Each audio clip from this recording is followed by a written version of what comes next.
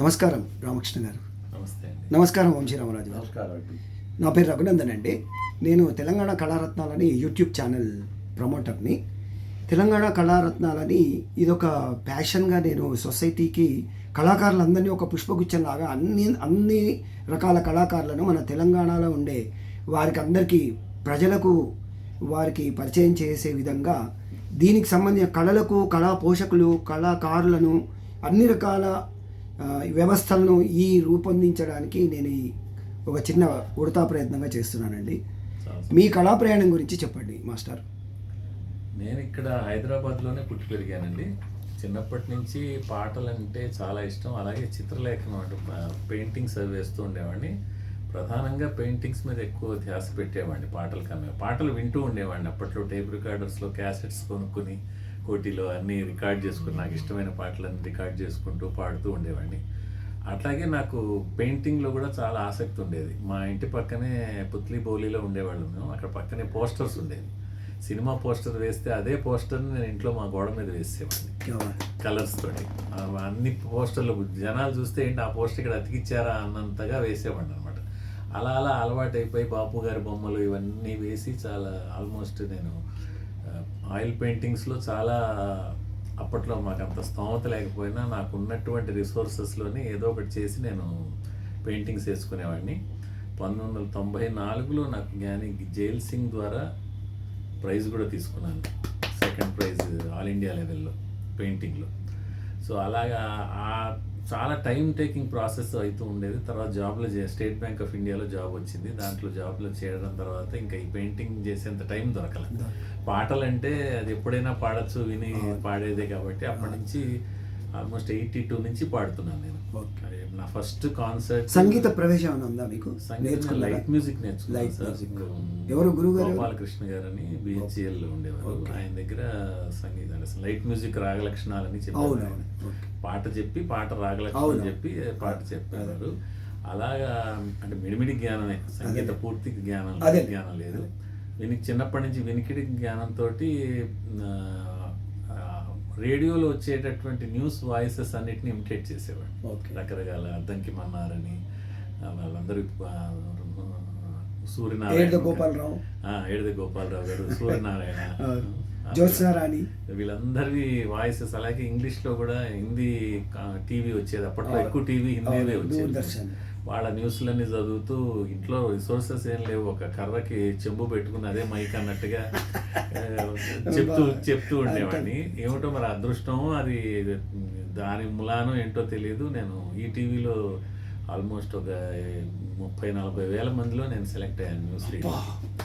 News reading select అయ్యాను. ఈ టీవీలో నేను స్పాట్ లైట్ అని, అన్నదాత, ఆంధ్రావని ఇవన్నీ ప్రోగ్రామ్స్ చేస్తూ ఉండేవాడిని.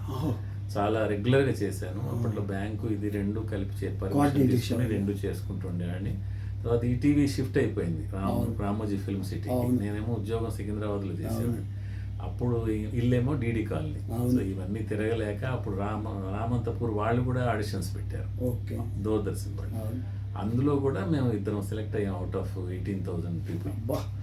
సో అప్పటి నుంచి కూడా నేను ఆల్మోస్ట్ 1995-96లో ఈటీవీలో చేరాను. 99 నుంచి దూరదర్శన్లో న్యూస్ రీడింగ్ చేస్తూ ఆల్మోస్ట్ కరోనా టైం వరకు కూడా చేశాను.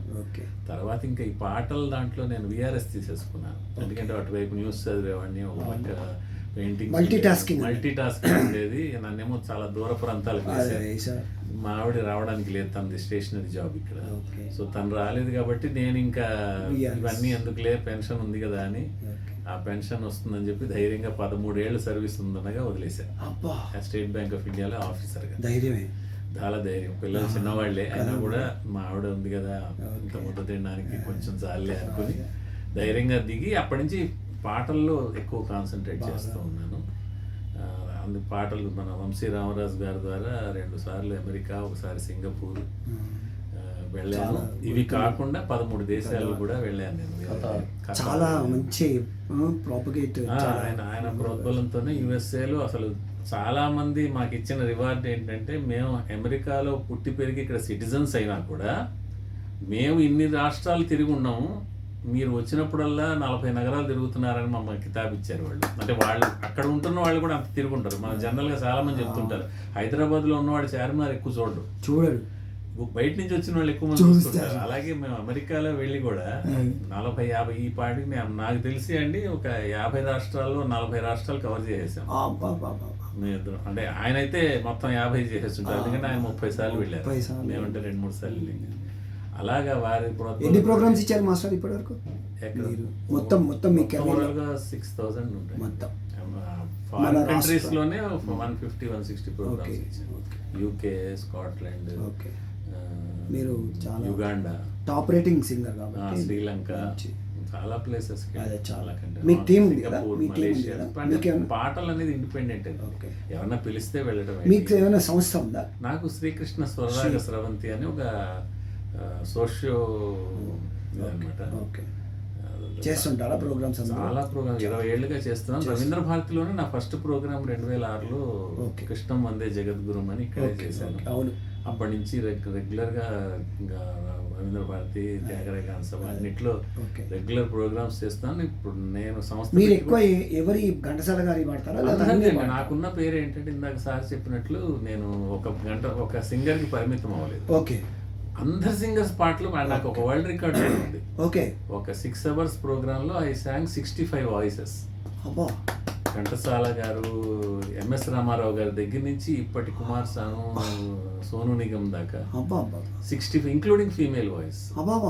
ఫీమేల్ వాయిస్ అంటే అట్లా మారుస్తారు, డ్యూయెట్ వాయిస్, మేల్ ఫీమేల్ వర్షన్స్ కూడా పాడినాను. చాలా ఫ్లెక్సిబుల్ గా అలా చేసి 65 వాయిసెస్ పాడి నేను వరల్డ్ రికార్డ్ చేశాను. ఓకే, మధురవీణ మ్యూజికల్స్ అని ఒక సంస్థ వాళ్ళు నాకు అవకాశం ఇచ్చి అందులో పాడించే అవకాశం ఇచ్చారు.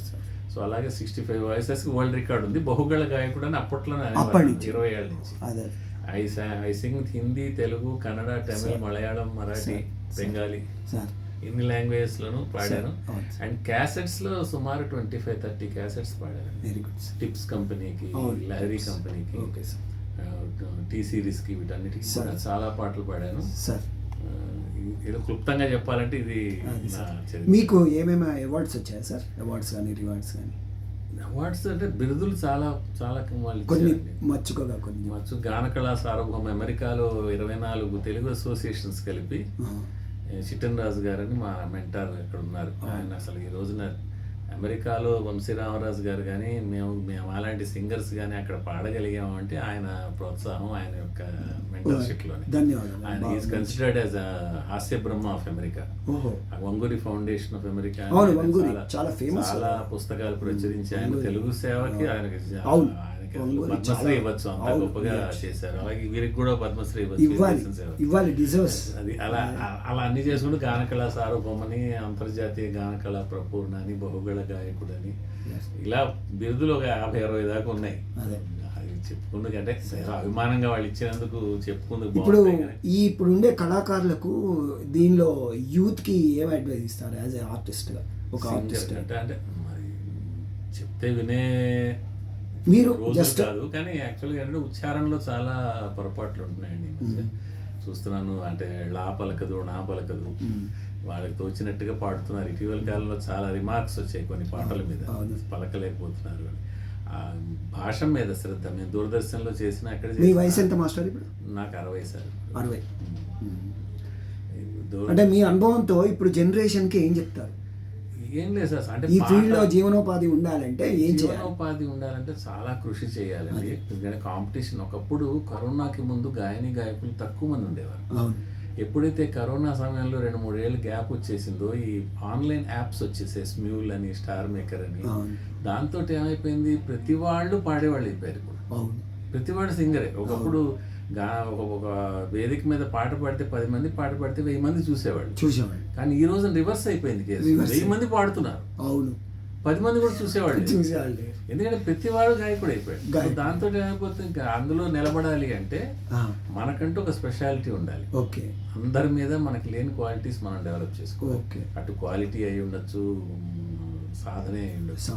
వీటన్నిటిని కూడా మనం ఏదో ఒకటి కొత్తదనం తేవాలి అని కృషించి భాష మీద ముఖ్యంగా భాష మీద శ్రద్ధ. మనం తెలుగు భాష గురించి వింటూనే ఉంటాం, సార్ ఎంత కష్టపడతారు ప్రజలందరూ కూడా తెలుగుని ప్రోత్సహించడం. అలాంటి తెలుగుని చంపేయకుండా సార్ మన తెలుగు భాష గొప్పతనాన్ని ఇంకా ప్రాచుర్యం పొందాలి అంటే మంచి ఉచ్చారణ ఉండాలి, సార్ భాష బాగుండాలి. సార్ ఆ భాష బాగుంటే అదేదో అంటారు కదా, నువ్వు నోరు మంచిదైతే ఊరు మంచిది, ఇక్కడ కూడా భాష మంచిదైతే మన మన పరపతి అంత బాగుంటుంది. Okay sir. సో అందుకని చాలా శ్రద్ధ ముందు భాష మీద ఇవ్వాలి, తర్వాత సాధన మీద ఇవ్వాలి. సార్ ఆ సాధన కనుక అద్భుతంగా చేసి ఇతరుల మీద మనం గెలవాలి అంటే సార్ ఆ పాటను క్షుణ్ణంగా విని సార్ తప్పులు లేకుండా పాడగలిగితే అప్పుడే మనం సార్ మీ మీ టెలిఫోన్ నెంబర్ చెప్పండి. నా నెంబరు 9347934849. మళ్ళీ ఒకసారి 9347934849. ఇది నా పేరు, వైఎస్ రామకృష్ణ నా పేరు. సార్ ఎవరైనా మీరు కొంచెం ఈ మా ప్రేక్షకులు ఎవరైనా మిమ్మల్ని కన్సల్ట్ చేస్తే తప్పకుండా మీరు ఎటువంటి చేయండి. పాటల పరంగా కానీ ఏదైనా help కార్యక్రమాల చేయండి. పరంగా కానీ ఏం కావాలన్నా సహాయం మీరు ఎంత మంచి ఛానల్లో ఈ ఈ చూస్తున్న వీక్షకులందరికీ కూడా చాలా చాలా మా ఛానల్ గురించి మీ అభిప్రాయం చెప్పండి. అదే మీ పేరే అద్భుతంగా ఉంది. ఫస్ట్ పాయింట్, తెలంగాణ కళారత్నాలు అంటేనే ఒక ఒక యునిక్ పేర్లా ఉంది అది. ఎందుకంటే వేరువేరుగా ఏదో పేర్లు వింటుంటాం, కానీ కళారత్నాలు అనేది మా వంశీరామరాజు గారు కూడా అన్నారు, చాలా అద్భుతంగా ఉంది పేరు అది. ఆ పేరే చాలా అట్రాక్టివ్గా ఉంది. ఈ ఛానల్ ఇంకా పురోభివృద్ధి చెంది ఇంకా మాలాంటి కళాకారులు ఎంతో మందిని తీసుకురావాలి. మీరు చేస్తున్న కృషి అమోఘం. మీరు ఒక గవర్నమెంట్ ఉద్యోగి అయ్యిండి కూడా మీరు, నేను సింగర్ని కూడా, మా నాన్నగారు సిహెచ్ భాస్కర్ గారు అని సింగర్ అయ్యుండి మీరు మీరు సాటి కళాకారుల కోసం మీరు చేస్తున్నటువంటి ఈ కృషి అయితే అభినందనీయం అండి. మీలాంటి వారిని కూడా మా వంశీరామరాజు గారు లాంటి వాళ్ళ తగిన రీతిలో సత్కరిస్తారు. ఎందుకంటే ఎంత చేసినా తక్కువే మీకు. ఎందుకంటే మీరు చేస్తున్న కృషి మీరు ఏదో మనకెందుకులే అని ఊరుకోకుండా సాటి వారి కోసం మీరు ఇంత కష్టపడుతున్నారంటే చాలా గొప్ప విషయం. Thank you sir. నమస్కారం. Thank you very much. Thanks అండి.